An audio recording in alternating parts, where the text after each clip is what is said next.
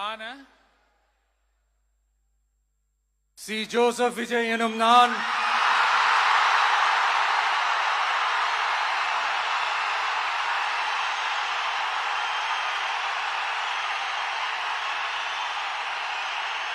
சட்டப்படி அமைக்கப்பெற்ற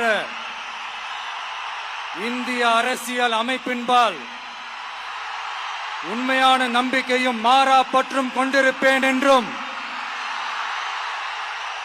இந்திய நாட்டின் ஒப்பில்லாத முழு முதல் ஆட்சியையும் ஒருமையையும் நிலைநிறுத்துவேன் என்றும் தமிழ்நாட்டு அரசின் முதலமைச்சராக உண்மையாகவும் உளச்சான்றின்படியும் என் கடமைகளை நிறைவேற்றுவேன் என்றும் அரசியல் அமைப்பிற்கும் சட்டத்திற்கும் இணங்க அச்சமும் ஒருதலை சார்பும் இன்றி விருப்பு வெறுப்பை விலக்கி பலதரப்பட்ட மக்கள் அனைவருக்கும் நேர்மையானதை செய்வேன் என்றும் ஆண்டவன் மீது ஆணையிட்டு உறுதிமொழிகிறேன்.